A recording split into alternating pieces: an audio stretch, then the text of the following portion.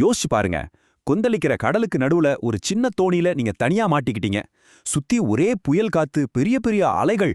எப்படி இருக்கும்? தமிழ் இலக்கியத்திலேயே ரொம்ப சக்தி வாய்ந்த ஒரு புயல் காட்சிய பத்தி தான் நாம பார்க்க போறோம். சிங்காரத்தோட புயலிலே ஒரு தோணி நாவலுக்குள்ள போய் அந்த அனுபவத்தை நாமளும் உணர்ந்து பார்ப்போம். வாங்க நாம நேரா அந்த கதையோட உச்சகட்ட பரபரப்புக்குள்ள போலாம். மனுஷனோட கட்டுப்பாட்டை தாண்டி வானமும் கடலும் ஒன்னா சேர்ந்து இயற்கையே ஒரு பயங்கரமான ராட்சச மாதிரி மாறுற அந்த நிமிஷத்துல இருந்து ஆரம்பிக்கலாம். திடீர்னு அது வரைக்கும் சுட்டெரிச்ச சூரியன் எங்க போச்சுன்னே தெரியல. வானமே பொத்துக்கிட்டு ஊத்துற மாதிரி ஒரு பெரிய மழை கொட்ட ஆரம்பிக்குது. இது சும்மா மழை இல்ல, ஒரு பெரிய பிரளயத்தோட ஆரம்பம். இது ஒரு சாதாரண காத்தும் கிடையாது, இது ஒரு சூறாவளி. அதுவும் சும்மா வீசலங்க, ஒரு பயங்கர வெறியோட ஆடி குதிக்குது. சூறாவளிக்கு பதிலடி கொடுக்கிற மாதிரி கடலும் ஒரு வெறித்தனமான ஆட்டத்தை போடுது. அது மேல இருக்கிற எல்லாத்தையும் தூக்கி வீசுது. ரொம்ப கட்டுக்கடங்காத ஒரு ஆட்டம் அது.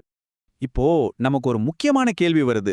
எப்படிங்க வெறும் வார்த்தைகளை வச்சு இப்படி ஒரு தத்ரூபமான பயங்கரமான அனுபவத்தை நம்ம கண்ணு முன்னாடி கொண்டு வர முடியும்? இந்த காட்சிக்கு பின்னால இருக்கிற அந்த படைப்பாளியோட திறமையை கொஞ்சம் யோசிச்சு பாருங்க.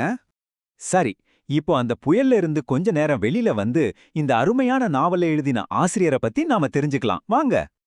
இந்த நாவலோட ஆசிரியர் சிங்காரம். இவர் சிவகங்கை மாவட்டத்தைச் சேர்ந்தவர். 2ஆம் உலகப்போர் நடந்தப்போ இந்தோனேஷியாவில் இருந்த அனுபவம் தான் புலம்பெயர்ந்த தமிழர்களோட வழியையும் இயற்கையோட சீற்றத்துக்கு நடுவுல அவங்க நடத்தின வாழ்க்கை போராட்டத்தையும் இவ்வளவு தத்ரூபமா எழுத அவருக்கு உதவி இருக்கு. இவரோட குணத்தை பத்தி சொல்லணும்னா இந்த ஒரு விஷயம் போதும். தன்னோட வாழ்நாள் சேமிப்பு 7.5 லட்சம் ரூபாய் அதை முழுசா மாணவர்களோட கல்விக்காக அப்படியே கொடுத்துட்டாரு.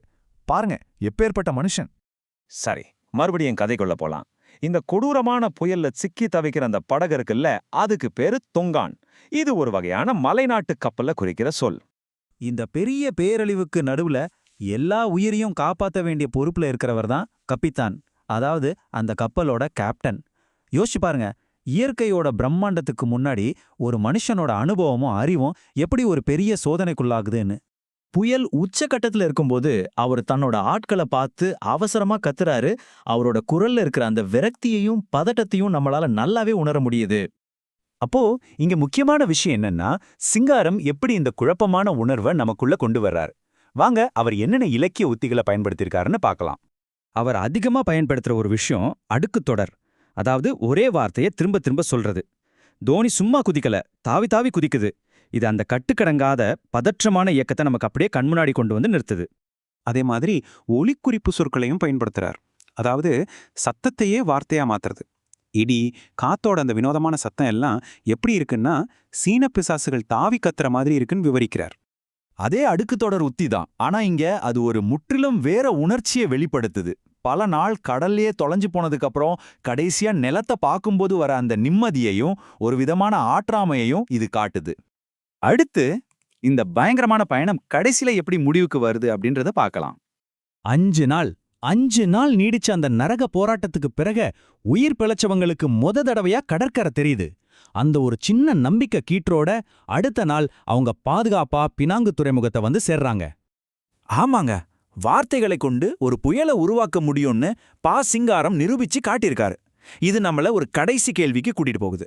வெறும் எழுத்துக்களால ஒருத்தரை கொந்தளிக்கிற கடலுக்குள்ளே கொண்டு போக முடியுதுன்னா இலக்கியத்தோட உண்மையான சக்தி தான் என்ன? யோசிச்சு பாருங்க.